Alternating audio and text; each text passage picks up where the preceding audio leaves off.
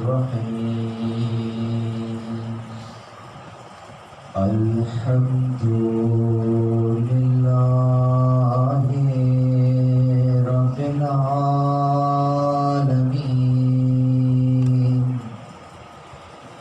الحمد لله الذي دلع لسان صباح بالنطق تبلج وصلنا قطع الليل المظلم ببياض تلجلج وأتقنا صنع الفلك الدوار في مقادير تقرج وشعشع ضياء الشمس بالنور تعجج الذي طلع على ذاته بذاته وتنزه عن مجانسة مخلوقاته وجل عن ملائمته كيفياته الذي قرب من خطرات الظنون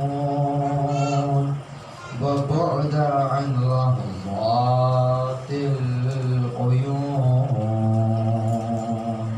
وعلم بما كان قبل أن يكون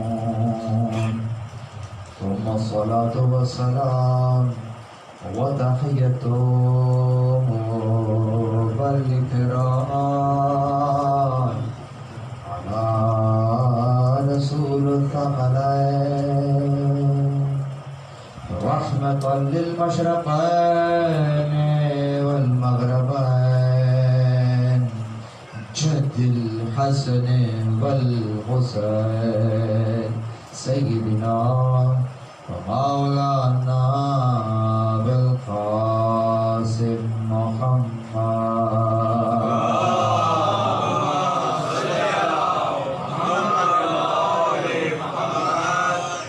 وأهل بيته الطيبين الطاهرين المعصومين المظلومين المنتجبين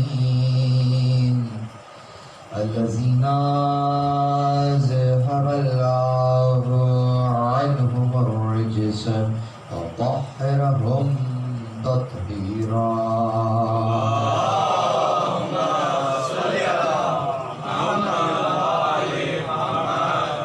لعنة الله على أعدائهم من يوم عداوتهم إلى قيام يوم الدين أما بعد قال الله سبحانه وتعالى في محكم كتابه المجيد وفرقانه الحميد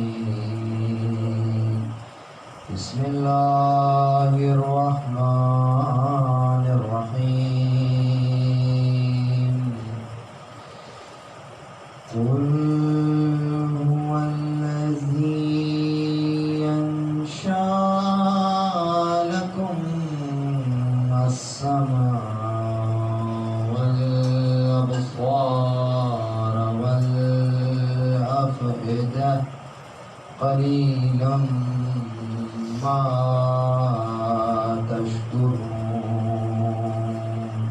درود بر محمد اللهم صل على محمد وآل محمد الحمد لله الذي جعلنا من المتمسكين بالقرآن الكريم وبولاية أمير المؤمنين وأئمة المعصومين عليهم السلام درود بر محمد وآل محمد صل على محمد وآل محمد تمام تر تعریفیں خدائے وحدہ لا شریک کے لیے درود اور سلام محمد اور اہل بیت محمد علیہ الصلوۃ والسلام کی ذوات مقدسہ پر حمد ہے اس خدا کی کہ جس نے ہمیں اور آپ کو قرآن کریم، ولایت امیر المومنین اور دیگر ائمہ علیہم السلام کی ولایت سے متمسک کیا۔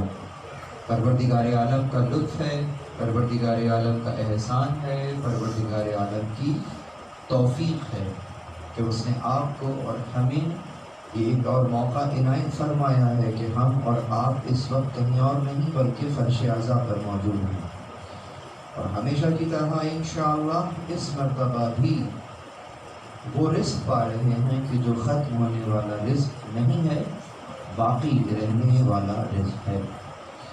وہ رزق ہے کہ جو آپ کی اور ہماری نہ صرف یہ کہ اس پر ہماری بقا کا انحصار ہے، بلکہ اگر یوں کہا جائے کہ یہ وہ رزق ہے جو ہم اس فرش اعضاء سے لے رہے ہیں کہ جو آپ کی اور میری خلقت کی وجہ قرار پایا ہے۔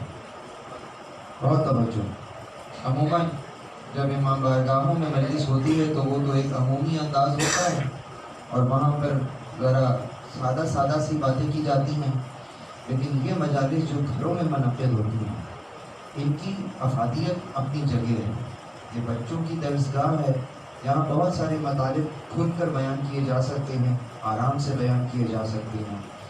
تو عزیزوں، عرض ہی کر رہا ہوں کہ اگر غور کیا جائے تو جو رزق اس فرش اعضاء سے لے رہے ہیں یہ وہ رزق ہے کہ جو کہ آپ کی اور ہماری تخلیق کی وجہ قرار پایا ہے، علت قرار پایا ہے، ریزن قرار پایا ہے۔ اللہ نے ہمیں خلق ہی کیوں کیا ہے؟ تو جواب یہی ہوگا کہ جو رزق لے رہے ہو یہاں سے اسی کے لیے خلق کیا ہے۔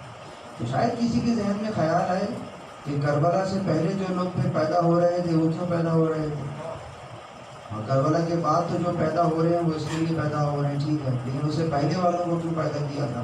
سمجھ میں آ رہی ہے بات؟ اصل میں یہ آدھا جملہ ہے جو بولا جاتا ہے کہ ہم تو پیدا ہی اسی لیے کیے گئے ہیں۔ تو چاہتا ہوں یہاں گھر میں اس کی شرح کر دوں کہ عزاداری کے لیے پیدا کیے گئے ہیں کیوں، ہمیں حسین کے لیے پیدا کیے گئے ہیں کیوں؟ بہت توجہ رہے۔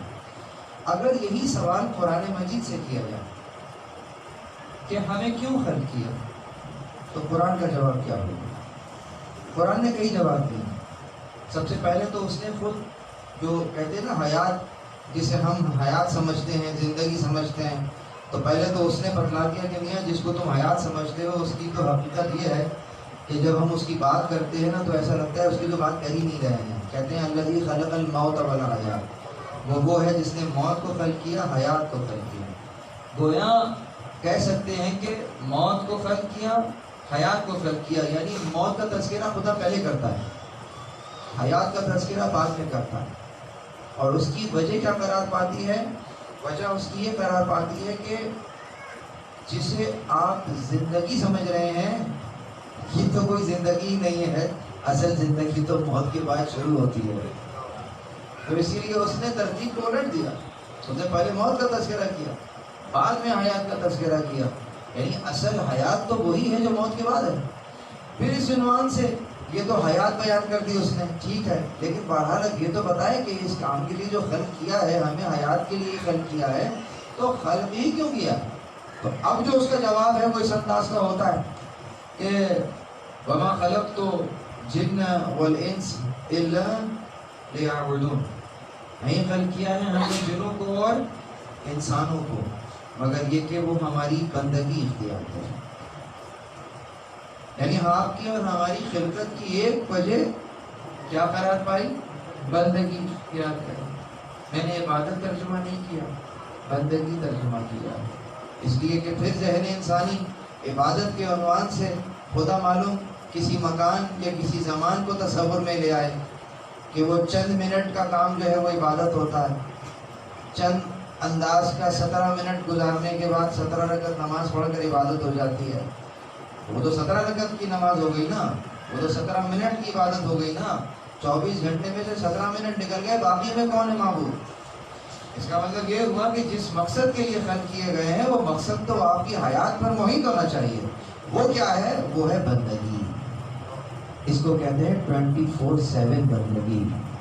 یعنی اگر مصلی پر ہیں تو بندگی، مسجد میں ہیں تو بندگی، گھر میں آ گئے ہیں تو بندگی، آفس میں کام کر رہے ہیں تو بندگی.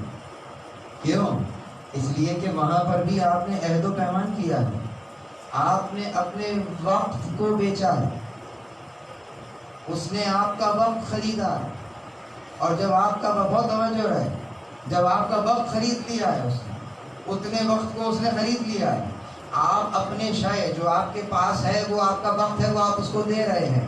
وہاں پر بھی سوال جواب اسی طریقے سے ہوگا کہ جیسے سورۃ المطففین کے اندر بیان ہو رہا، جہاں ویل للمطففین کہہ رہا ہے کہ ناپ تول میں کمی کرنے والوں کے لیے برائی ہی برائی ہے.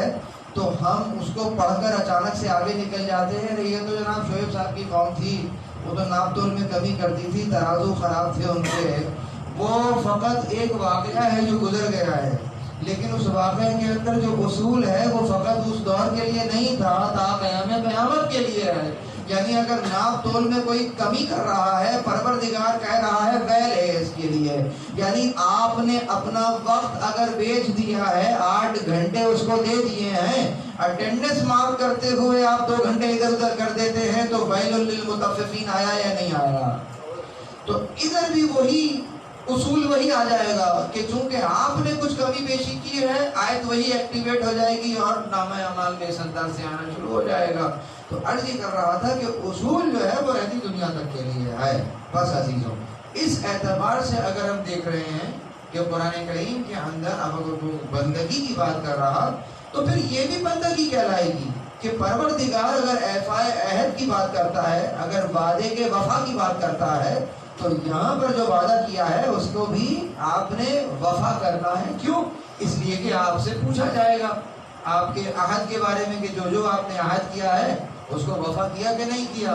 تو یہ بھی سوال جواب وہاں پر ہونا شروع ہو جائے گا. اس اعتبار سے پروردگار عالم اگر بندگی کی بات کر رہا ہے تو انسان فقط مسجد میں بندہ نہیں ہے، اگر گھر میں ہے تو بھی اس کا بندہ ہے، آفس میں ہے تو بھی اس کا بندہ ہے، اکیلے میں ہے، ہاں جہاں کوئی دیکھنے والا نہیں ہے وہاں بھی اس کا بندہ ہے، وہاں بھی مرضی آپ کی نہیں اسی کی چلے گی. یہی تو بندگی ہے. اور میرے مولا فرماتے ہیں کہ جس شخص نے معصیت میں کسی کی اطاعت کی، معصیت میں کسی کی اطاعت کی، تو اس شخص نے اس شخص کی بندگی کی، یعنی اس کی بندگی میں چلا گیا. پروردگار عالم نے یہ قانون دیا تھا اور سامنے والے نے اس کے مقابلے پر قانون دیا، اور اس شخص نے سامنے والے کے قانون پر عمل کیا، خدا کے قانون کو چھوڑ دیا. تو بندگی کس کی کی؟ ایسے ہی ہوا نا. تو بس آگے چلتے ہیں. تو اب قرآن کیا کہہ رہا ہے؟ اس لیے خلق کیا کہ تم بندے بن کے رہو. یہ آپ اچھی طرح جانتے ہیں کہ خدا کی بندگی اختیار کی نہیں جا سکتی جب تک کہ اس کی معرفت نہ ہو. جب تک خدا کی معرفت نہ ہو، جب تک اس کو پہچانتے نہ ہو. ایسا نہیں کہ جیسا وہ ہے ویسی پہچان تو کوئی نہیں کر سکتا، جیسا وہ ہے. لیکن اس کا مطلب یہ بھی نہیں ہے کہ آپ اپنی سطح معرفت بلند نہیں کر سکتے. آپ تو بلند ہو سکتے ہیں نا، وہاں تک نہیں پہنچ سکتے جیسا وہ ہے، ٹھیک ہے، لیکن اپنے قوت بازو کو زور پرواز تو دے سکتے ہیں نا. جس قدر بلندی پر اڑ سکتے ہیں اڑ جائیے، وہاں تک پہنچ جائیے. دائرے عقل کو آزاد چھوڑیے، دیکھیے جہاں تک پہنچتے ہیں. یقیناً کمال کی حد وہاں نہیں ہے، لیکن اس کا مطلب یہ بھی نہیں ہے کہ آپ کو اڑنے پر پابندی لگائی ہوئی ہے. وہ تو کہتا ہے جہاں تک اڑ سکتے ہیں اڑ جاؤ. دنا فدنا وکان قاب قوسین وادنا. کوئی پہنچے تو صحیح، لمٹ تو نہیں ہے. اس نے کوئی بیریئر تو سیٹ نہیں کیا ہے. یہ تو ہم ہیں کہ جو بیریئر سیٹ کر لیتے ہیں. یقیناً گناہگار ہیں، یقیناً معصیت میں ہیں، تو یقیناً ہمارے راستوں میں جو ہے مشکلات جو ہم نے خود کھڑی کی ہوئی ہیں. بہرحال آگے چلیں. تو معرفت جس قدر طائر عقل میں قوت پرواز ہے، اتنی معرفت ہو رہی ہے. اور جتنی معرفت ہو رہی ہے، کیا کہا تھا؟ جب تک معرفت نہیں ہوگی بندگی نہیں اختیار ہو سکتی. تو گویا اب میں کہہ سکتا ہوں کہ جیسے جیسے معرفت میں اضافہ ہوتا جائے گا بندگی میں اضافہ ہوتا جائے گا، اور جیسے جیسے بندگی میں اضافہ ہوتا جائے گا یہ وہ وجہ تخلیق ہے جس کے لیے آپ کو پیدا کیا گیا ہے۔ اب بتائیے فرش اعضاء سے کیا لیتے ہیں؟ فرش اعضاء سے رزق معرفت لے رہے ہیں، اور جیسے جیسے معرفت لیتے جا رہے ہیں بندگی میں اضافہ ہوتا چلا جا رہا ہے۔ کہہ سکتا ہوں نا وہ رزق مل رہا ہے کہ جو کہ آپ کی اور میری تخلیق کی وجہ قرار پایا ہے۔ درود پڑھیے محمد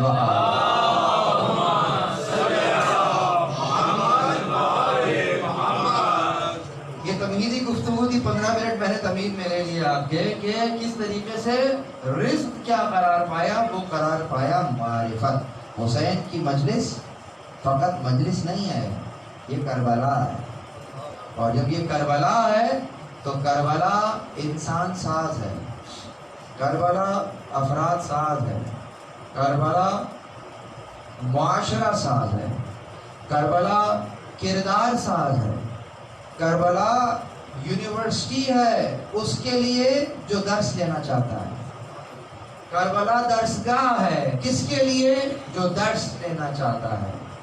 اگر کوئی کربلا سے عبرت لینا چاہتا ہے تو اس کے لیے جائے عبرت بھی کربلا ہے، کہ کس طریقے سے تقدیر بدل جاتی ہے، کبھی انسان کچھ کا کچھ ہو جاتا ہے، کہ کس طریقے سے وہ عمر سعد کہ جو کل رسول اللہ کے کاندھوں پر امام حسین کو دیکھ رہا، رسول اللہ کی زیارت کر چکا، حسنین کی زیارت کر چکا، کس طریقے سے مدینہ میں ساتھ رہ چکا، اس کے باوجود ٹرننگ پوائنٹ کے انداز سے آتا ہے کہ رے کی گورنری کے چکر میں اس سے ہاتھ میں نہ رے کی گورنری آتی ہے اور نہ ہی آخرت اس کے ہاتھ آتی ہے۔ اور وہی کربلا ہے، یہ عبرتیں ہیں، وہی کربلا ہے کہ اور اگرچہ لشکر یزید میں ہے، اس کی ابتدا لشکر یزیدی یعنی یزیدی ہے، اور یزیدی اچانک سے چند لمحے کے تفکر اور تدبر کے بعد لعن اللہ سے علیہ السلام یعنی تو یہاں نتیجہ کیا نکلا اس جملے تک؟ نتیجہ لے کے آگے چلو، باتیں بہت سی کرنی ہیں، اور وہ یہ کہ بہت توجہ، محبت فقط نہیں بچاتی، اگر فقط محبت بچاتی ہوتی تو مجھے بتائیے اور اگر اس خیمے میں رہ جاتا تو آج آپ اس کو کس نام سے یاد کرتے ہیں؟ توجہ ہے، ایک منزل ہے جس کا نام ہے ذو حشن، یہ وہ منزل ہے جو کربلا سے نزدیک کی منزل ہے جہاں ہر کا لشکر امام سے ملا تھا۔ ہر اکیلا ملا تھا یا پورا لشکر ملا تھا؟ پورا لشکر ملا تھا۔ امام نے پورے لشکر کو پانی پلایا ہے، ان کی سواریوں کو پانی پلایا ہے، وہ روایات الگ ہے، سن چکے ہیں۔ پورا لشکر پانی پی چکا، ان کی سواریاں پانی۔ ایک شخص کہتا ہے کہ میں اتنا اس قدر مجھے پیاس کا غلبہ تھا کہ مجھے کچھ دکھائی نہیں دے رہا تھا، مجھ سے آواز نہیں نکل رہی تھی، یہاں تک کہ جب قافلہ رکتا ہے تو گرد اڑ رہی ہوتی ہے نا، نظر تھوڑی آتا ہے کون کہاں پہ کیا ہے۔ اس کو تو پتا تھا کہ یہاں قافلہ رک گیا ہے، لیکن وہاں سے اس تک کی کسی کی نظر نہیں جا رہی تھی۔ کہتے ہیں میں زمین پہ گر گیا اور میری آواز نہیں نکل رہی تھی کہ کوئی میری مدد کرے، تو میں فقط اشارہ کر رہا ہوں لیکن کسی کو گویا میں دکھائی نہیں دے رہا تھا۔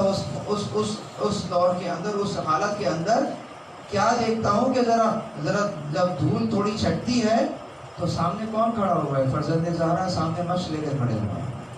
اللہ اس کو آپ یاری کے لیے، اس کو پانی پلانے کے لیے، اور کیا کہتے ہیں اس انداز سے جب پانی آگے پیش کرتے ہیں، کہتے ہیں مجھ میں اتنی جان نہیں تھی کہ میں اٹھوں اور اپنے ہاتھ سے جو ہے وہ مشق دہانے کو اپنے منہ تک لے آؤں۔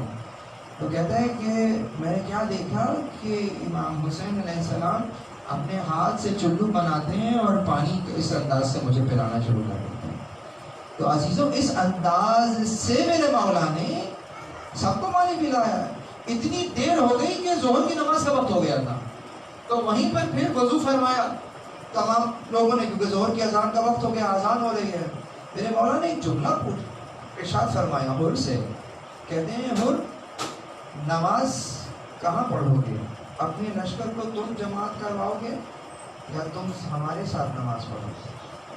تو وہ کہتا ہے کہ یا رسول اللہ نماز تو آپ ہی کے پیچھے پڑھیں گے، اور اپنے لشکر سمیت امام کے پیچھے نماز پڑھ رہا ہے. سمجھ رہے ہیں بات آپ؟ بس میں سمجھانا کچھ چاہ رہا ہوں. یہ پورا لشکر یقیناً محترم جانتا ہے نا امام کو بحیثیت امام نہ جانتا ہو، لیکن فرزند زہرا تو جانتا ہے اور محبت کر رہا ہے نا اس انداز سے، اہمیت بھی دے رہا ہے، تقدس بھی جانتا ہے، پیچھے نماز پڑھ رہا ہے.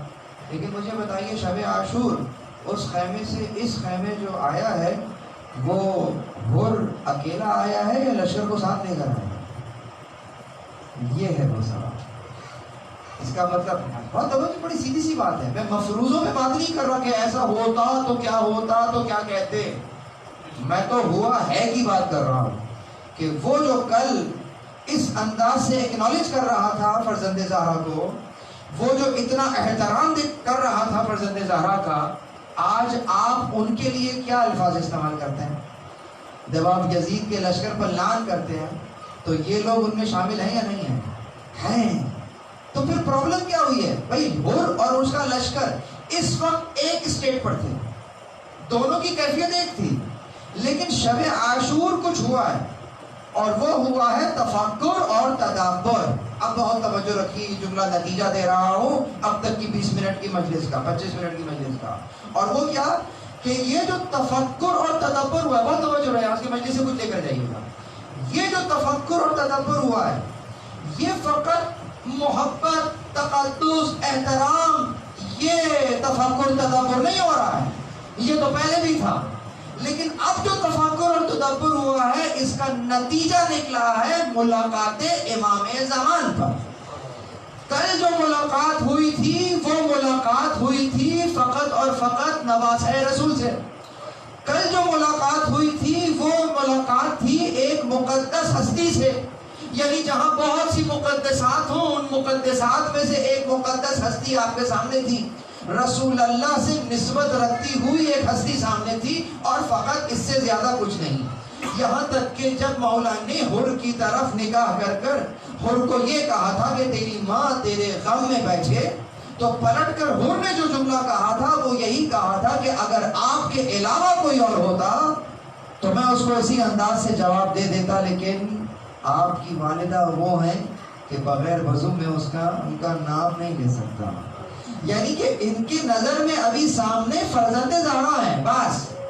لیکن عزیزوں آج شب عاشور کے دن اب جو کیفیت بدلی ہے وہ کچھ اور ہے. وہ تمام تقدس اپنی جگہ پر تھا ہے، لیکن جو چیز نہیں تھی وہ اب آ گئی ہے، اور وہ آ گئی ہے کہ یہ تفکر اور تدبر اگر اس کا نتیجہ ملاقات امام زمان پر نکل آتا ہے تو یہ ملاقات انسان کو لعن اللہ سے علیہ السلام بنا دیتی ہے. درود پڑھیے محمد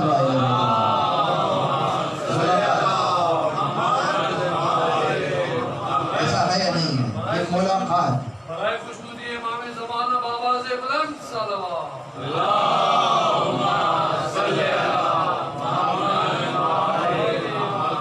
یہ ملاقات بہت ضروری ہے.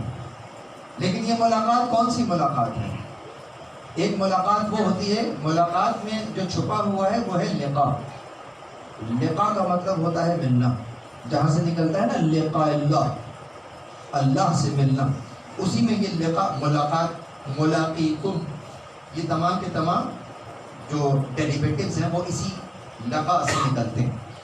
تو ہم نے کہا ملاقات مطلب ملنا. اب یہ ملنا دو انداز سے ہوتا ہے. ایک ملنا تو وہی ہوتا ہے کہ جیسے آمنے سامنے موجود ہے، تو یہ ملاقات تو ظہر سے پر ہو چکی ہے. یہ ملاقات تو جس کو ہم اس انداز سے ملنا کہتے ہیں، یہ ملاقات تو اس کے پورے لشکر کی ہو چکی ہے. لیکن یہ جو شب عاشور کی ملاقات ہے، اس ملاقات میں اور اس ملاقات میں فرق کیا ہے؟ بہت توجہ، یہ نتیجہ ہے اب تک کی گفتگو کا. اس ملاقات میں اور اس ملاقات میں فرق کیا ہے وہ رسول اللہ کی حدیث بتا رہی ہے. اور وہ یوں کہ من مات ولم يعرف امام زمانہ مات میتۃ الجاہلیہ، کہ جو مر گیا اور اپنے وقت کے امام کی معرفت نہ رکھتا ہو تو وہ جاہلیت کی موت مر گیا. بس یہ نتیجہ ہے اب تک کی گفتگو کا. امام کے لیے یہ نہیں کہا جا رہا کہ من مات ولم یعلم امام زمانے ہی، کہ جو مر گیا اور نہیں علم رکھتا تھا کہ اس کا امام زمان کون ہے تو وہ جاہلیت کی موت مر گیا.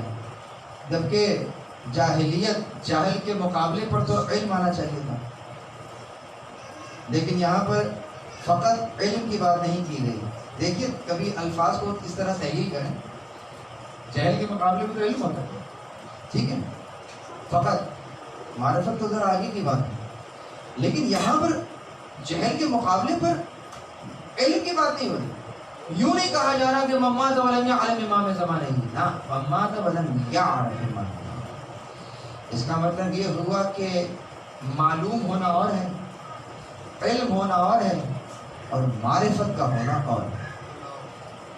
تین الگ چیزیں ہو گئی نا، معلومات الگ ہو گئی، علم الگ ہو گیا، معرفت الگ ہو گئی. اور رسول اللہ کی حدیث یہ فیصلہ کر رہی ہے نہ معلومات بچائے گی نہ علم بچائے گا، بچائے گی تو معرفت بچائے گی، معرفت بچا لے گی. یقیناً جانتے سب تھے کہ یہ سامنے کون ہے، جانتا تو یزید بھی تھا کہ یہ سامنے جو موجود ہے وہ کون ہے. آپ کہیں گے یزید بھی جانتا تھا؟ جی ہاں، یزید جانتا تھا. اس لیے جانتا تھا کہ کہہ رہا ہے کاش میرے اجداد آج ہوتے تو دیکھتے کہ میں نے بدر کا بدلہ لے لیا. آقا بدر کا بدلہ، امام حسین تو پیدا بھی نہیں ہوئے اس وقت. تم جس سے بدر کا بدلہ لے رہے ہو یہ تو پیدا نہیں ہوئے تھے اس وقت. آپ اس وقت جنگ کس نے لڑی تھی؟ جنگ تو رسول اللہ نے لڑی تھی. کمانڈ کون کر رہا تھا؟ کمانڈ تو رسول اللہ کے ہاتھ میں تھی. اور ان کے بازو کون بنے ہوئے تھے؟ مولا علی ان کے بازو بنے ہوئے تھے. تو یقیناً اگر کمانڈ رسول اللہ کر رہے تھے، یعنی کہ اس جنگ کو لیڈ کر رہے ہیں رسول اللہ، اور تم 61 ہجری میں اعلان کر رہے ہو کہ میں نے بدر کا بدلہ لے لیا ہے، تو بس اتنی تو علم یزید بھی رکھتا ہے کہ اگر 61 ہجری میں رسول سے کسی کو بدلہ لینا ہو تو ان کا نمائندہ کون ہے؟ حسین سے بدلہ رسول سے بدلہ ہے. تو اتنا تو وہ بھی جانتا ہے کہ رسول اللہ کا جانشین حقیقی کون ہے، کہ وہ بدلہ جو رسول سے لینا ہے اصلاً اس دور میں اگر لیا جائے تو کس سے لیا جائے گا؟ تو فرزند زہرا اس انداز سے سامنے آتا ہے. اتنا تو وہ بھی جانتا ہے. تو اس علم کو رکھنے کے باوجود کہ یہ کون ہے، ان کا شجرہ نسب کیا ہے، وہ خولی ملعون کا قول یاد ہے؟ مقتل میں لکھا ہوا ہے، سر کو نیزے پر لے کر چل رہا اور قصیدہ پڑھ رہا تھا. کون؟ خولی. کیا کر رہا تھا؟ قصیدہ پڑھ رہا ہے. کیا قصیدہ پڑھ رہا ہے؟ کہتا ہے اے لوگو میری جیب کو درہم و دینار سے بھر دو، اس لیے کہ میرے ہاتھوں پہ جو سر ہے وہ اس کا سر ہے کہ جس کا حسب نسب عرب میں، اس عرب میں، پورے عرب میں اس جیسا نہ کسی کا حسب ہے نہ کسی کا نسب ہے. یہ قصیدہ پڑھ رہا ہے، یہ اپنی بڑائی بیان کر رہا ہے. بڑائی پتہ نہیں اپنی بیان کر رہا ہے کس کی بیان کر رہا ہے، خدا کی طاقت ہے جب آ ہے. تو یہ ان کی شان میں یہ شعر پڑھ رہا تھا کہ میرے ہاتھ میں اس کا سر ہے کہ عرب میں، پورے عرب میں اس جیسا نہ کسی کا حسب ہے نہ کسی کا نسب ہے. اللہ اکبر. تو گویا علم رکھتا تھا یا نہیں رکھتا تھا؟ رکھتا تھا. لیکن کیا اس علم نے بچایا اس کو؟ نہیں بچایا. بچایا کس نے؟ کس چیز نے بچایا؟ معرفت نے. جو حر کو، اور اب تو حر نہیں رہے، حر علیہ السلام ہو گئے، تو حر علیہ السلام کو شب عاشور کا وہ تفکر اور تدبر جو امام زمان سے ملا گیا وہ علیہ السلام کر گیا. درود پڑھے محمد و آل محمد. انتہائی اختصار کے ساتھ آج کی اس مجلس کا جو میں نے عنوان قرار دیا ہے وہ وہی شکر نعمت ہے.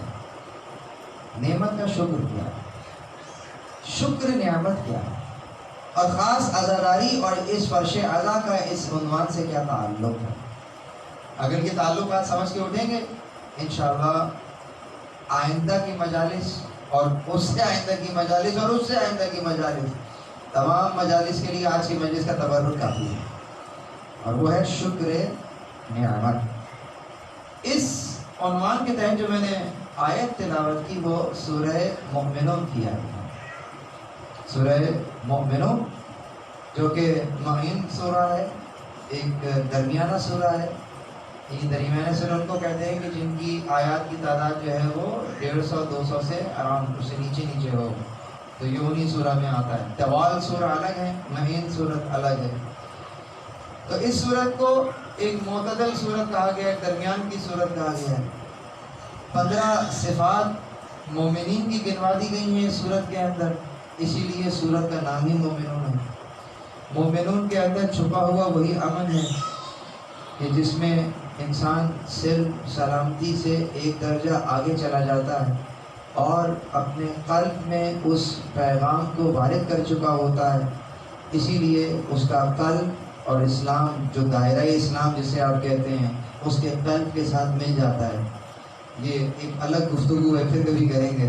بہرحال انسان ایمان کی منزل پر آ جاتا ہے، تو یہ پورا سورہ ان لوگوں کے لیے ہے جو ایمان کی منزل پر ہیں، اور 15 صفات جو گنوائی گئی وہ مومنین کی صفات ہیں۔ خاص یہ آیت جو آپ کے سامنے حدیث کی ہے، اس پر ذرا غور کیجیے۔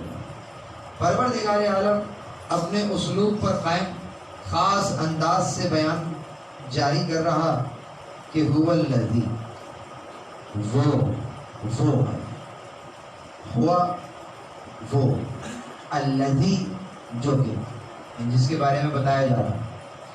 اور یہاں ایک اور ہوم ورک دے دیتا ہوں آپ کو، پہلے بھی دیتا رہا ہوں، یہاں دوبارہ آپ کو بھی دے رہا ہوں۔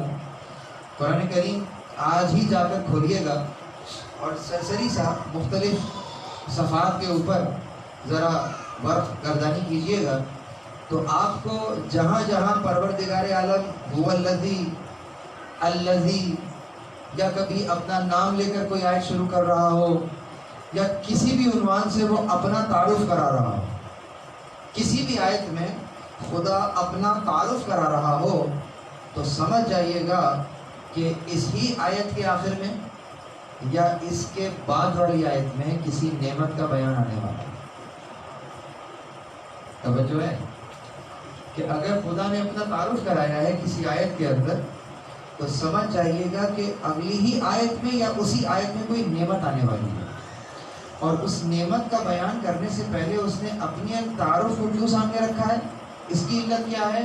اس کی وجہ یہ ہے کہ جب تک آپ کو منعم کی معرفت نہ ہو، بات وہیں آ گئی، یعنی جب تک آپ کو اس کی معرفت نہ ہو تو وہ جو شے دے رہا ہے اس کی قدر کیا خاک ہوگی۔ جب تک اس شے کی معرفت، اس شے کی معرفت چھوڑیے، جب تک وہ جو دینے والا ہے، جب تک اس کا مقام اور منزلت آپ کے ذہن میں نہیں ہوگا، کبھی بھی شے کی قدر معلوم نہیں ہوگی۔ اور جب دینے والے کی قدر معلوم ہو جائے تو اس کے دروازے سے اگر خاک ہی کیوں نہ مل جائے، دنیا والے کی نظر میں مٹی ہوگی، ہماری نظر سے دیکھو خاک شفا ہے۔ یہ خاک شفا کیسے ہو گئی ہے؟ دنیا سے پوچھو، وہ کسی لیبارٹری میں جا کے ٹیسٹ کرے گی، کہے گی مٹی ہے، لیکن آپ کہیں گے مٹی نہیں ہے، تمہیں مٹی دکھ رہی ہے، یہ خاک نہیں، خاک شفا ہے۔ کیوں؟ اس لیے آپ یہ کہیں گے، یہ نہ دیکھو کہ یہ کیا ہے، دیکھو کہاں سے آ رہی ہے، دی کس نے ہے۔ تو چونکہ دینے والے کی معرفت آپ کو ہے، اس لیے مٹی مٹی نہ رہی۔ تو اسی طریقے سے پروردگار بھی جب نعمت دے رہا ہے، پہلے اپنا تعارف کرا رہا ہے اور پھر نعمت کی بات کرتا ہے۔ اسی لیے اس نے اس آیت کے اندر کہتا ہے ہوا وہ، کون وہ؟ الذی۔ اب الذی کے بعد کیا ہونا چاہیے؟ اصلاً تو اسی کا تعارف ہونا چاہیے نا، تو وہ تعارف تو کرا چکا، کہتا ہے وہ کون؟ الذی، کہتا ہے وہ ہے جس نے تمہارے لیے انشاء لکم، آگے نہیں ہوا کہہ کے اپنی طرف متوجہ کیا، الذی کہہ کے اپنی طرف متوجہ کیا، اور اس کے بعد پھر نعمت سامنے رکھ دی۔ وہ وہی تو ہے جس نے انشاء لکم، تمہارے لیے انشاء کیا، السمع والابصار والافئدہ، سمع کو، ابصار کو اور افئدہ کو۔ مگر اس کے بعد کہتا ہے قلیل ما تشکرون، بہت کم ہے کہ جو کہ شکر کرنے والا ہے. شکر نعمت یاد رکھیے بہت کم ہے جو شکر کرنے والے ہیں. اب ہم یہاں یہ دیکھتے ہیں کہ اس آیت کا شکر نعمت سے کیا تعلق ہے، اور پروردگار نے یہ جو بات کہی ہے، شکوہ کیا ہے کہ بہت کم ہے جو کہ شکر کرنے والے ہیں. تو اس کا ربط کیا ہے؟ خدا کہہ رہا ہے میں نے آپ کے لیے سماع دیا ہے، ابصار دیا ہے، فائدہ دیا ہے، لیکن شکر کرنے والے کم ہیں. تو ایک بات تو طے ہے کہ یہ جو انشاء لکم ہوا ہے یہ کوئی عام چیز نہیں ہے، نعمت پروردگار ہے. یعنی پروردگار عالم نے 3 نعمتیں گنوا دی ہمیں. انشاء لکم السمع والابصار والافئدہ. سمع، بصار والافئدہ 3 نعمتیں خدا نے ہمیں دے دی، اور ان 3 نعمتوں کو دینے کے بعد کہتا ہے کہ شکر کرنے والے کتنے کم ہیں. تو پروردگار اب تو ہی بتا دے کہ ان نعمتوں کا شکر کیسے کیا جائے گا، کیا کیا جائے کہ شکر ہے اور کیا نہیں ہو رہا جو ناشکر ہے. تو اب آئیے قرآن کریم کی دوسری آیت کی طرف مراجعہ کرتے ہیں اور دیکھتے ہیں، انالیسس کرتے ہیں کہ ان دونوں آیتوں کے اندر کیا پیغام چھپا ہوا ہے اور جسے ہم شکر نعمت کہتے ہیں وہ کیا قرار پاتا ہے. لیکن اس سے پہلے درود پڑھ کر ماحول کو مزید معطر کر دیجیے.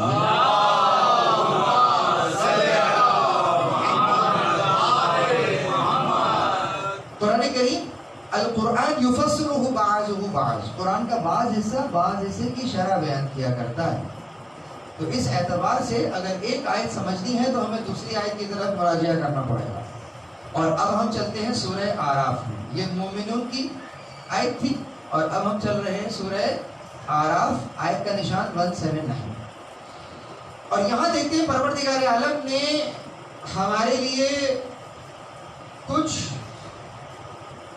عناصر یا وہ چیزیں جو کہ جن سے مل کر ہم بنے ہوئے ہیں ان کی طرف الگ الگ کر کے ہاتھ رکھا ہے اور کہتا ہے کہ وَلَقَدْ ذَرَأْنَا لِجَهَنَّمَ كَثِيرٌ مِّنَ الْجِنِّ وَالْإِنسِ. ہم نے ذرات کیا ہے بہت سارے جنوں اور انسانوں کو جہنم کے لیے. کیوں؟ دیکھیے اگر یہ آیت سمجھ میں آ گئی نا تو آج کی مجلس مکمل ہوگی.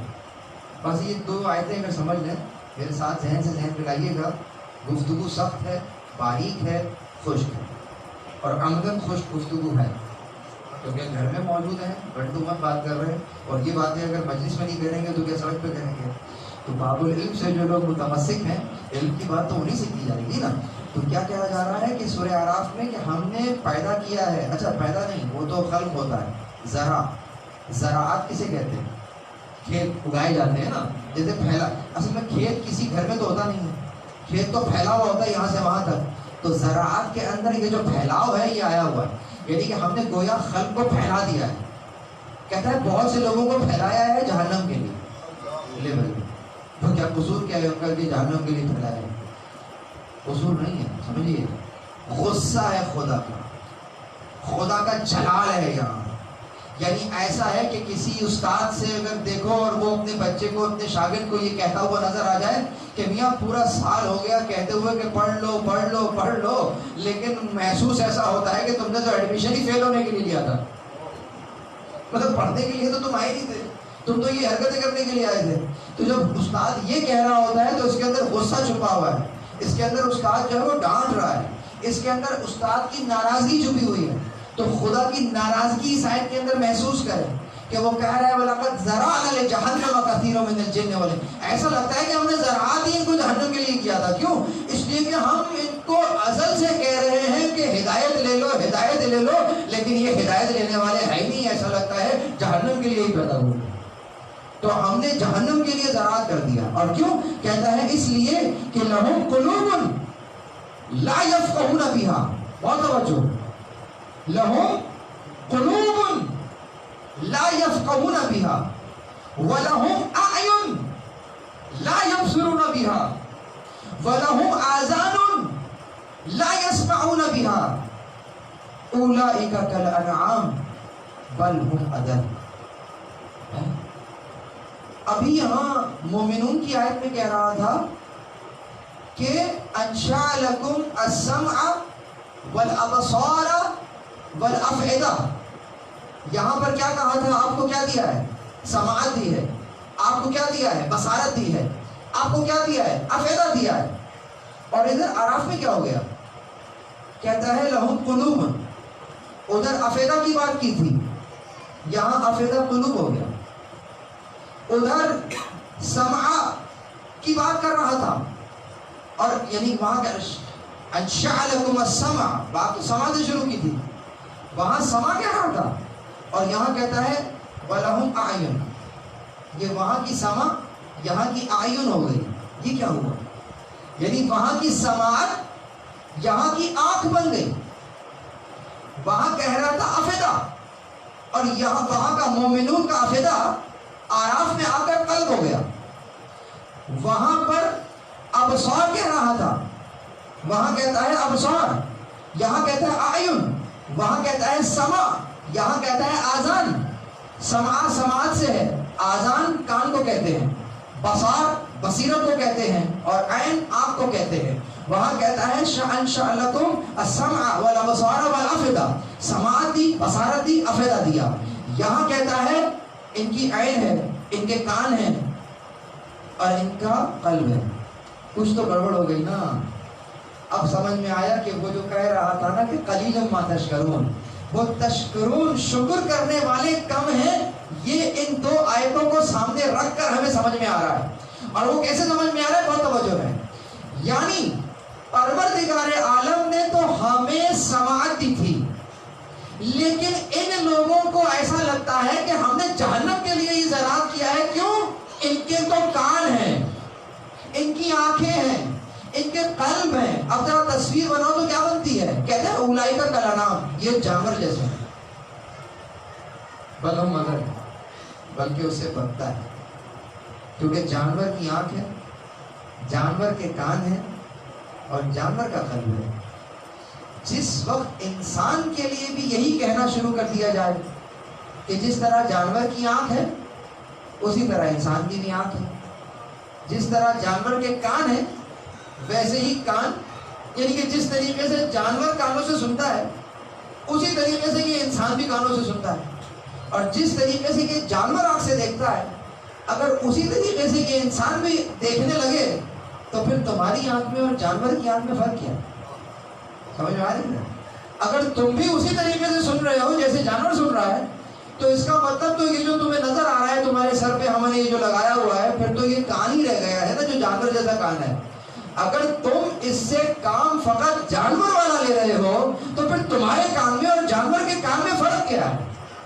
یہ ہے وہ فرق. اور توجہ، اب اگر یہاں تک آیت رک جائے تو جانور کے حق میں حق تلفی ہو جائے گی. جانور کہے گا پروردگار مجھے تو نے سماعت نہیں دی ہے، مجھے بصارت نہیں دی ہے، مجھے افئدہ نہیں دیا ہے، اس کو دیا تھا، تو پھر کیوں کہہ رہا ہے کہ اولئک کالانعام؟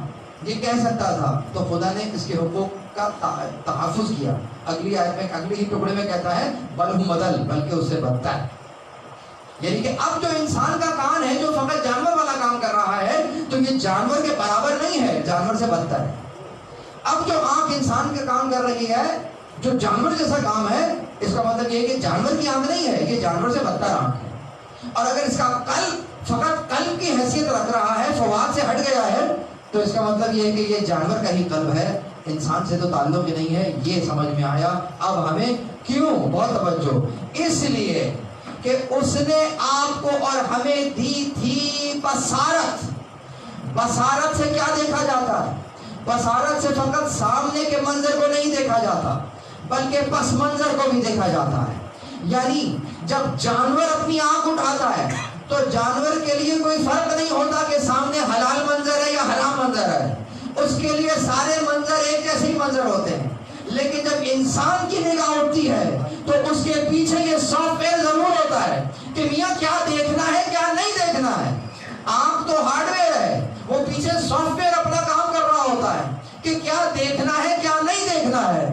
جب انسان کا یہ سافٹ ویئر ڈی ایکٹیویٹ ہو جاتا ہے تو بس فقط ہارڈ ویئر کے طور پر وہ آنکھ بچ جاتی ہے جو جانور کی آنکھ ہے.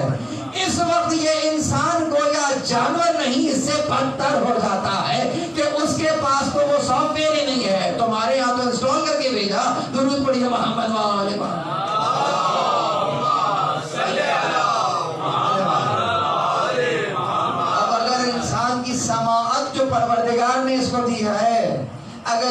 سافٹ ویئر یہاں ڈی ایکٹیویٹ ہو جائے تو اب اس کو بس آوازیں سنائی دیتی ہیں جو جانور کو بھی سنائی دیتی ہیں، اس کو اب ہدایت کی آواز سنائی نہیں دیتی ہے، اولئک کالانعام بل ھم اضل۔ اسی لیے فرزند زہرا کربلا میں یوں کہہ رہے تھے تمہیں کیوں میری آواز آئے، اس لیے کہ تمہارے شکم جو ہے وہ حرام سے بھر گئے ہیں۔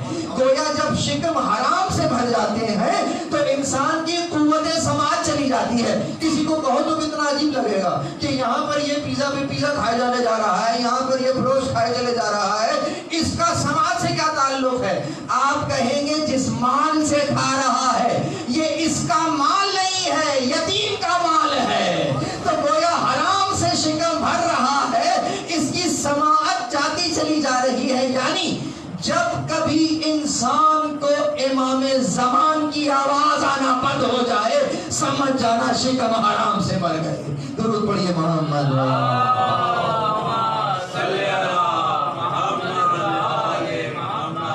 آخری شعر رہ گیا فدا۔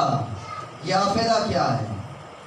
یہ آپ کی اردو کا مسئلہ ہے کہ آپ جب ترجمہ کرتے ہیں تو دونوں کا ترجمہ دل کر دیتے ہیں۔ تمرتم و فوادی، میرے دل کے میوے، جائیے ترجمہ دل ہوا ہے۔ فواد کیا ہے؟ کہا دل۔ قلب کیا ہے؟ کہا دل۔ اور بسا اوقات صدر کیا ہے؟ تو بسا اوقات صدر کو بھی کہہ دیا دل۔ ختم اللہ علی قلوبہم، اللہ نے ان کے دلوں پر مہر لگا دی۔ ترجمہ ہے کہ نہیں ہے؟ یہ تو آپ کی اور ہماری اردو کا مسئلہ ہے نا کہ ہمارے یہاں ہر جگہ دل دل دل چل رہا ہے، لیکن بہرحال یہاں پر افعدہ اور قلب میں فرق ہے۔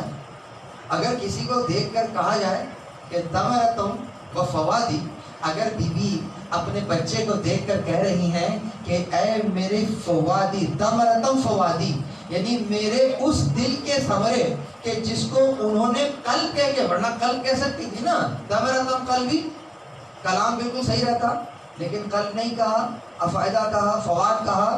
یہ وہی فواد ہے، یعنی کہ کیا؟ بہت توجہ، قلب میں جب علم وارد ہوتا ہے اور اس قلب کو متحرک کرتا ہے تو پہلے درجے میں علم تو معرفت میں بدلنا شروع ہو جاتا ہے، دوسرے درجے میں خود قلب کو دے دیکھو کہ اب وہ قلب نہیں رہتا، متحرک قلب ہو جاتا ہے، اس کو فواد کہتے ہیں۔ یعنی وہ قلب کے جو خوب متحرک ہو، یعنی پانی کو اگر جوش دے دیا جائے 100 ڈگری پر آ کر وہ ابلنے لگتا ہے، وہ پانی جو بالکل ساکت ہے یہ سمجھیے قلب ہے، اور وہ جو جوش مار رہا ہے اس کو فواد کہتے ہیں۔ بی بی زہرا نے امام حسین کو جیسے ہی دیکھا، امام کو دیکھ کر گویا قلب قلب نہیں ہے، فواد ہو جاتا ہے۔ درود پڑھیے محمد۔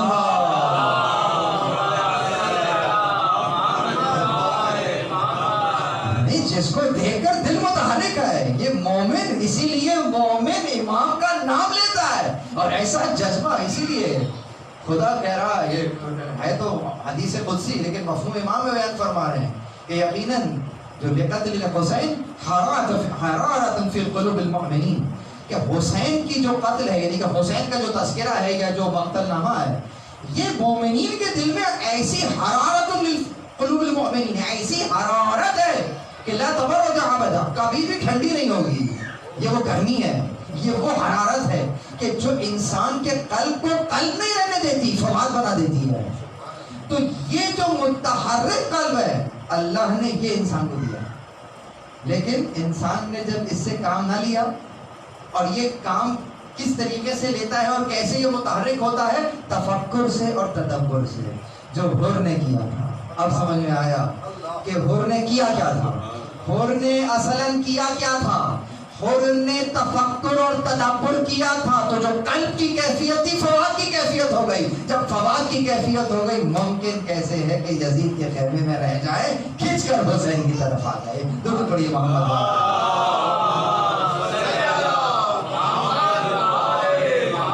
اب آیت کا جملہ دیکھیے، لہم قلوب لا یفقہون بہا، ان کے قلب ہیں اس سے تفکر تدبر نہیں کرتے۔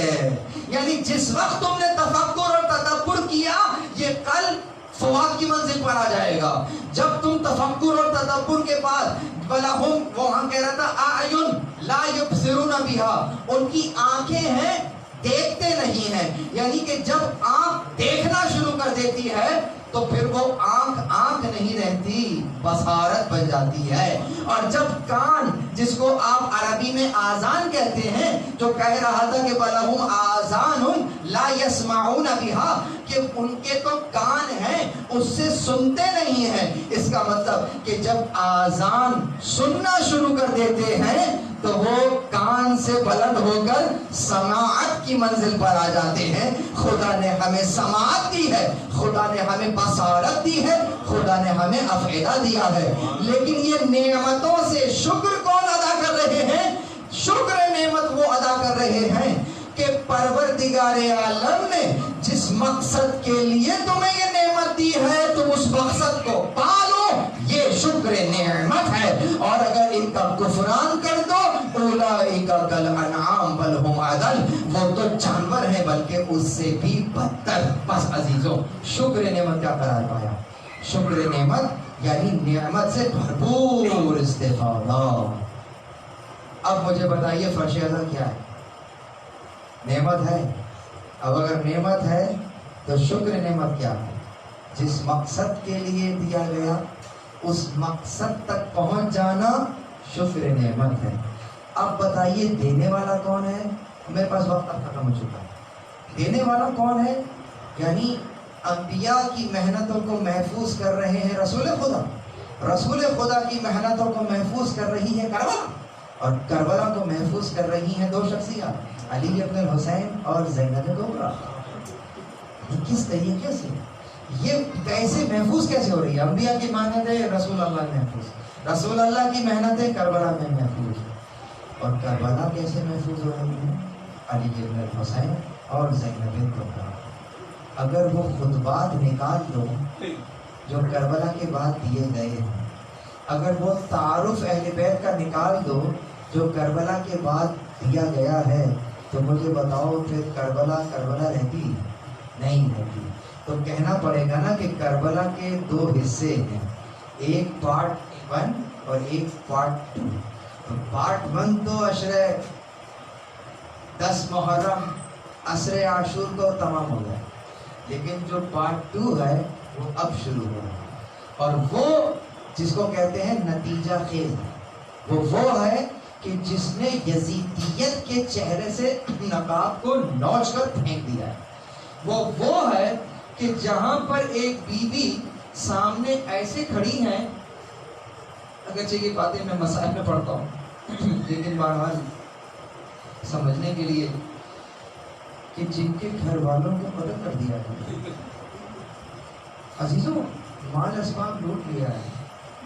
بیوی وہ ہے کہ جس نے عصر عاشور جب غذائیں چھینی گئی ہیں نا، تو اس کے بعد یہ کہا ہے کہ بیٹا سجاد یہ بتلاؤ کہ ہم خیمے میں رہیں یا جل کر مر جائیں یا باہر نکلیں. یعنی کہ بیوی وہ ہیں کہ جن کے لیے جل کے مرنا گوارا ہے، یہ چادر باہر جانا گوارا نہیں ہے. اب مجھے بتائیے کہ جس بیوی کے لیے جل کے مرنا گوارا ہے، وہ بیوی نہ فقط یہ جو خیمہ رات کی تاریکی ہے نا، شام غریبہ آ رہی ہے، رات ہونے والی ہے، یعنی رات کے اندھیرے میں جو بیوی بغیر چادر خیمے سے باہر نہیں جانا چاہتی اور جل کے مرنا گوارا کرتی ہے، اگر ایسی بیوی کو بازار میں پھیلایا جائے، سارے مقاتل ایک طرف، یہ جملہ ایک طرف. میں نے جملہ کیا کہا کہ ایسی بیوی کہ جس کے لیے رات کی تاریکی میں بغیر چادر خیمے سے باہر آنا گوارا نہیں ہے، اور وہ یہ کہتی ہے کہ بتلاؤ کیا کرے، جل کے مر جائیں یا خیمے سے باہر آئے. گویا میں کہہ سکتا ہوں نا کہ وہ بیوی جو رات کی تاریکی میں جل کے مرنا گوارا کرتی ہے لیکن بغیر چادر باہر آنا گوارا نہیں کرتی ہے، ایسی بیوی کو اگر بازاروں میں پھرایا جائے، ایسی بیوی کو اگر شرابی کے دربار میں لایا جائے، ایسی بیوی کو اگر وہاں کھڑا کر دیا جائے جہاں کنیزیں بکا کرتی تھی، مجھے بتلاؤ اس سے بڑھ کر اور کربلا کیا ہے؟ مزیدوں اس انداز سے وہ بھی اگر کھڑے ہو کر یہ کہہ رہی ہو ما رأیت منہ الا جمیلا،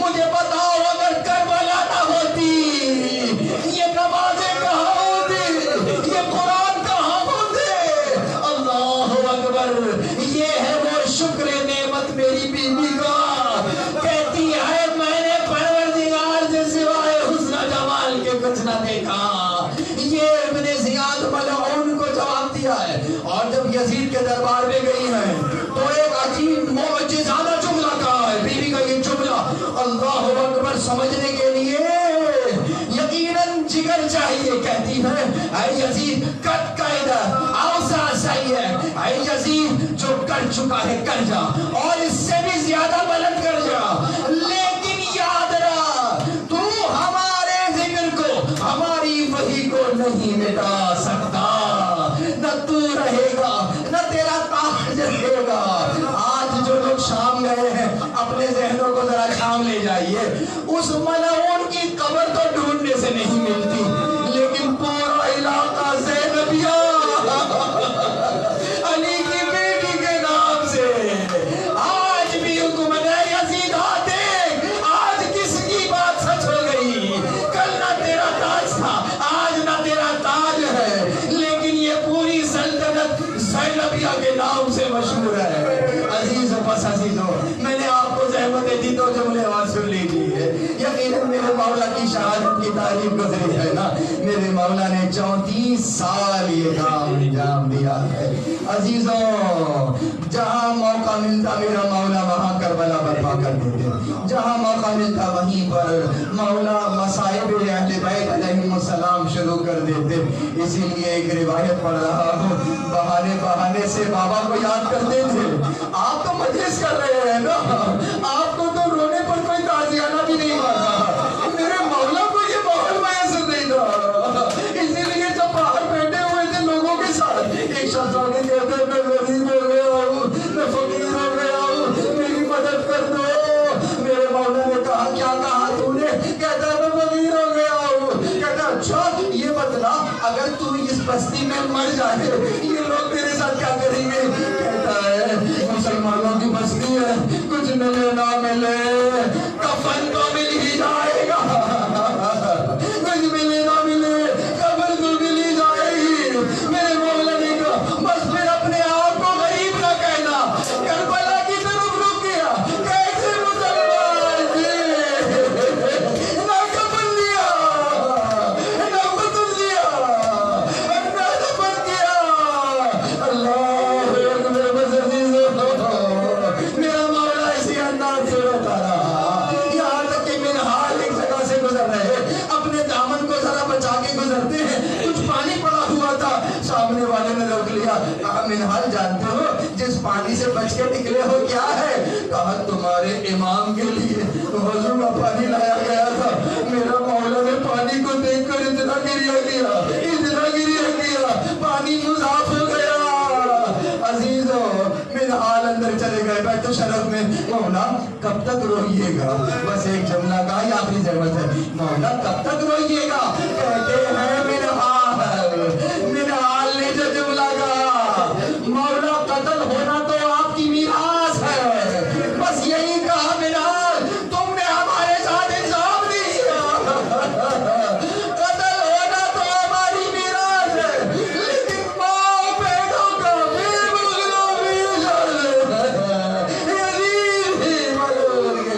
दरबार में जाना हमारी मीरास नहीं है। इन्ना लिल्लाह व इन्ना इलैहि राजिऊन। वसयअलम अल्लज़ीना ज़लमू अय्युम मुन्क़लिबिन यन्क़लिबून। इन्ना लिल्लाहि व इन्ना इलैहि राजिऊन। रिज़न बिक़ज़ाइहि व तस्लीमन लिअम्रिहि। परवरदिगार इमाम ज़मान अलैहिस्सलाम ज़रूर फरमा, परवरदिगार तुझे वास्ता मोहम्मद और अहले बैत मोहम्मद अलैहिस्सलाम का हमारे रासूल को बीबी ज़हरा के रुमाल में जगह रहत फरमा। परवरदिगार तुझे वास्ता मोहम्मद अहले बैत मोहम्मद हमारे इमाम 34 साल सगीरों ने इस तरह गिरिया किया। परवरदिगार हम उस दौर में नहीं थे बोला, अगर होते आपके साथ ही या तो हमारा सरनों के नेज़ा पर होता या हम असीरों में होते। परवरदिगार हमारे इन आंसुओं को हमारे इमाम के आंसुओं में मिला दे। परवरदिगार तुझे वास्ता मोहम्मद और अहले बैत मोहम्मद محمد علیہ السلام کا فرش عذاب پر جتنے مومنین اور مومنات تشریف فرما ہیں ان کے گناہ کبیرہ و صغیرہ معاف فرما. پروردگار سید شفیع الحسن عابدی ابن سید نجم الحسن عابدی، سید شریف الحسن عابدی ابن سید نجم الحسن عابدی کی ارواح کو شاد اور خوشنود فرما. پروردگار ان کے عالم قبر کو طاقت دینے کا خوشادہ فرما. پروردگار حاضرین مجلس کے گزشتگان کو اعلیٰ علیین میں جگہ عنایت فرما. پروردگار شہدائے ملت جعفریہ کے درجات عالی ہیں متعالی فرما. پروردگار ہمارے امام زمان بالکل ویسا ہی ہے جیسے ہم چاہتے ہیں. پروردگار ہمیں ایسا بنا دے جیسا امام زمان ہمیں دیکھنا چاہتے ہیں. امام زمان کے دل کو ان کے ظہور کے ذریعے سے شاد اور خوشنود فرما. ہمیں ان کے آبان و انصار میں سے قرار دے. ایک مرتبہ سورہ ہم کی تلاوت فرما کے سید شفیع الحسن، سید نجم الحسن، سید شریف الحسن کی ارواح کو ارسال کریں.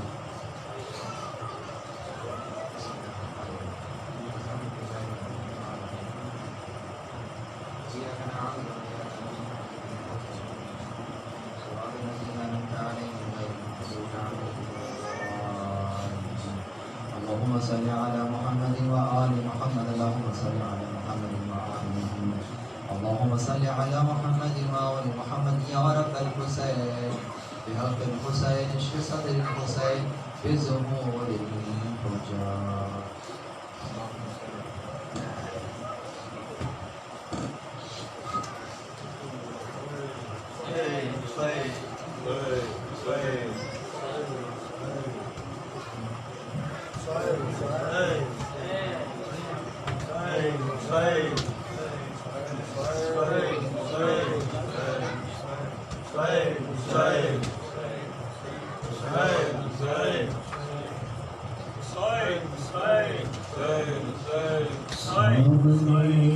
دربار کے غیرت سجاد کا ہے یہ کیسا امتحان. سامنے دربار کے غیرت سجاد کا ہے یہ کیسا امتحان. 3 دن گزرے کھڑی ہیں، 3 دن گزرے کھڑی ہیں فاطمہ کی بیٹیاں. سامنے دربار کے غیرت سجاد کا ہے یہ کیسا امتحان. سامنے دربار کے غیرت سجاد کا ہے یہ کیسا امتحان.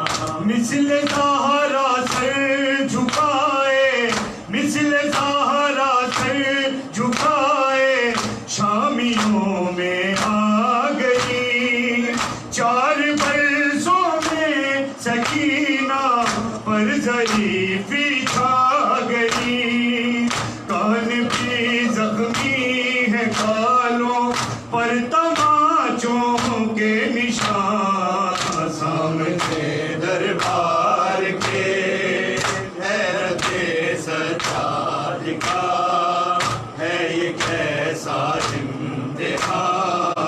سامنے دربار کے غیرت سجاد کا ہے یہ کیسا امتحان.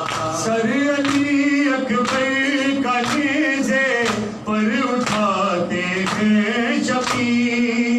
سن چکی صدرانے بیرتا بلتے علی. رو رہی ہے ہر اذاں سن کر علی اکبر کی ماں. سامنے دربار کے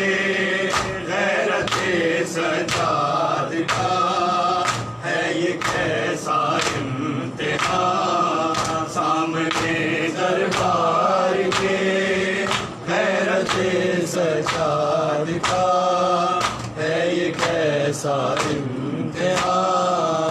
شام والے ہنس رہے ہیں، شام والے ہنس رہے ہیں، بے قصوں کو دیکھ کر.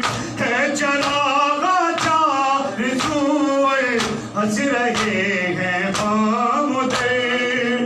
باب سات پر رکا ہے، باب سات پر رکا ہے، بے قصوں کا کارواں. سامنے دربار کے غیرت سجاد کا ہے یہ کیسا امتحان. خون کے آنسو ٹپکتے ہیں سدے شبیر سے. پوچھتی ہے جب سکینہ زینب دلگیر سے، اے پھوپھی اماں یہاں سے کب چلے گا کارواں. سامنے دربار کے غیرت سجاد کا ہے یہ کیسا امتحان.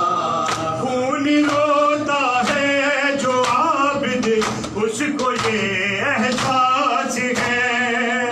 فاطمہ زہرا کی چادر شامیوں کے پاس ہے. دیکھ کر کہتی ہے زینب میرے غازی ہو کہاں. سامنے دربار کے غیرت سجاد کا ہے یہ کیسا امتحان. سب سے مشکل مرحلہ سجاد پہ یاور یہ تھا. شام کے دربار میں جب قافلہ جانے لگا، پڑھ رہی تھی اِنَّ لِلَّهِ، پڑھ رہی تھی اِنَّ لِلَّهِ.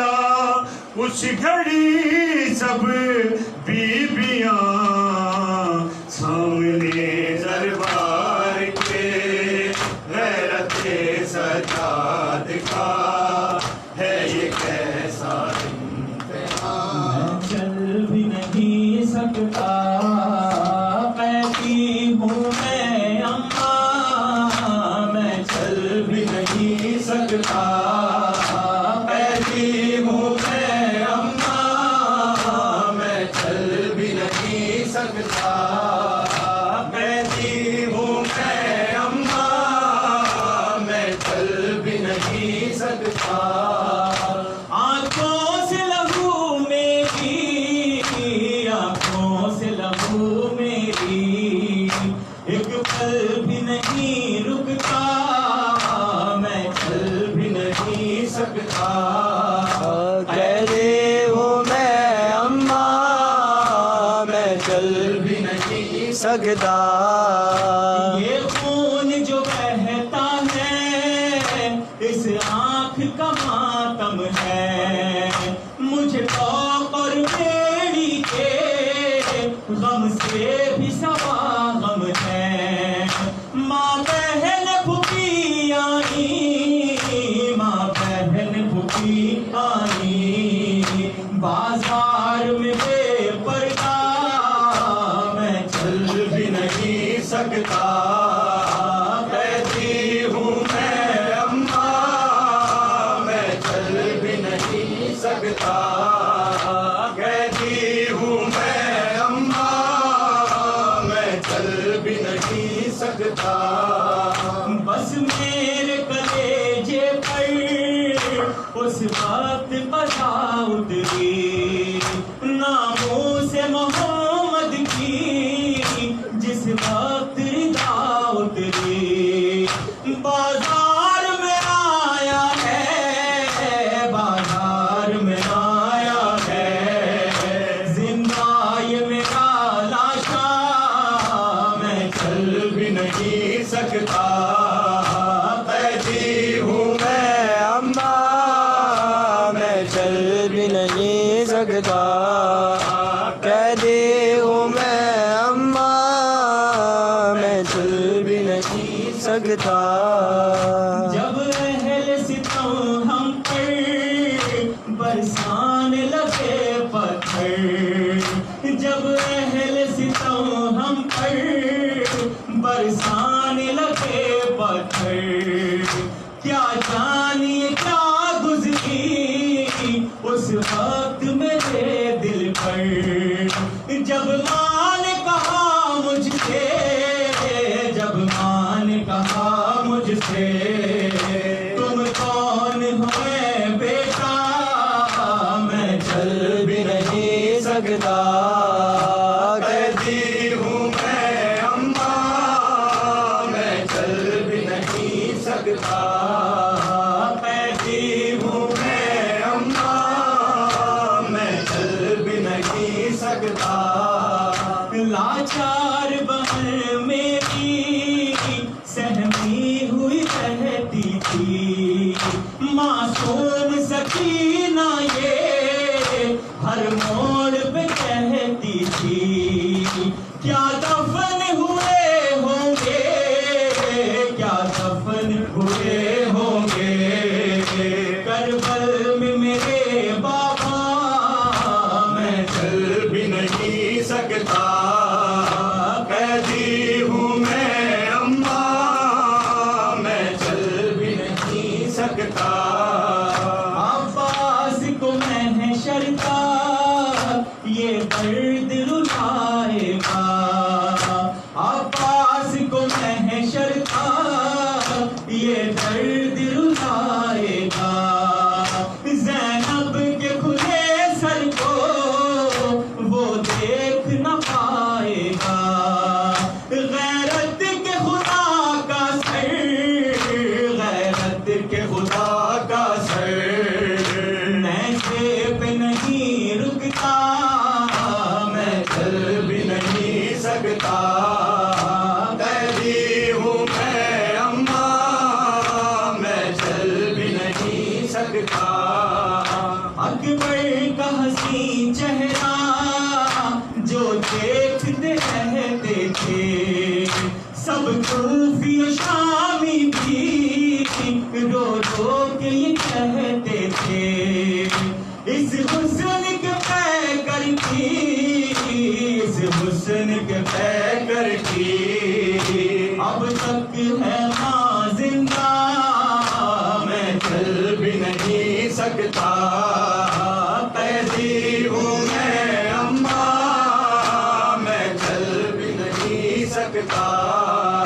ماں بہن کھلے سر میں راہوں میں تماشائی، ماں بہن کھلے سر میں راہوں میں تماشائی، اولاد محمد کو تقدیر کہاں لائی، پابند سلاسل ہوں، پابند سلاسل ہوں، کانٹوں سے بھرا رستا، میں چل بھی نہیں سکتا، قیدی ہوں میں اماں، میں چل بھی نہیں سکتا، قیدی ہوں میں اماں، میں دل پڑا گھوڑی سے جب رن میں سہے کر وہ بلا، سارے عالم میں قیامت کا تھا ایک سوگ بابا، درد میں ڈوبی ہوئی آئی یہ ایک ماں کی صدا، آئے مظلوم حسین، میرا مظلوم حسین، آئے مظلوم حسین، میرا مظلوم حسین، میرا مظلوم حسین۔ عصر عاشور میرا لال بڑا پیاسا ہے، آئے مظلوم حسین، میرا مظلوم حسین، آئے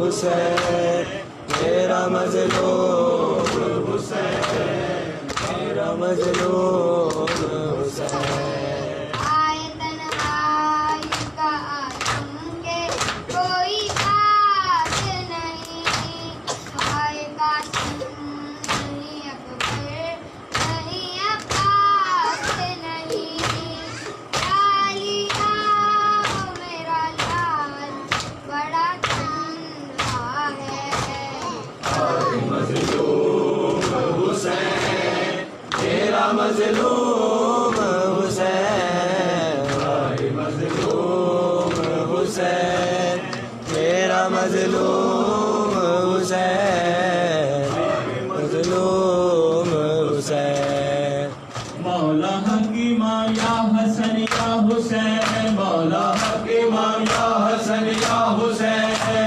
یا حسین یا حسین یا حسین وہ عابد بیمار تھا وہ عابد بیمار تھا چلنے سے جو لاچار تھا چلنے سے جو لاچار تھا اور شام کا بازار تھا اور شام کا بازار تھا اور مصطفیٰ کی بیٹیاں مولا کے مانگا حسن یا حسین مولا کے مانگا حسن یا حسین یا حسین یا حسین شام غریب آ گئی شام غریب آ گئی عابد کو غیرت کھا گئی عابد کو غیرت کھا گئی پہلے پہ زینب آ گئی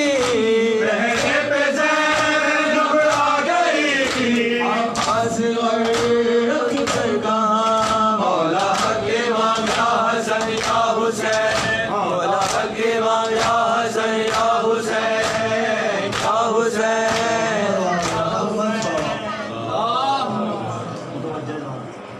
السلام علیکہ یا نبی اللہ السلام علیکہ یا امین اللہ السلام علیکہ یا صفوت اللہ السلام علیکہ یا رسول اللہ السلام علیکہ یا امیر المؤمنین السلام علیکہ یا فاطمۃ الزہرا سیدۃ نساء العالمین السلام علیکہ یا ابا عبداللہ السلام علیکہ یا ابن رسول اللہ السلام علیکہ یا ابا الفضل العباس یا ابن امیر المؤمنین السلام علیکم ورحمۃ اللہ وبرکاتہ السلام علیکہ یا غریب الغرباء السلام علیکہ یا معین الضعفاء والفقراء السلام علیکہ یا مغیث الشیعۃ والزوار فی یوم الجزاء السلام علیکہ یا انیس النفوس السلام علیکہ ایھا المدفون بارض طوس السلام علیکہ یا علی بن موسیٰ الرضا السلام علیکہ ورحمۃ اللہ وبرکاتہ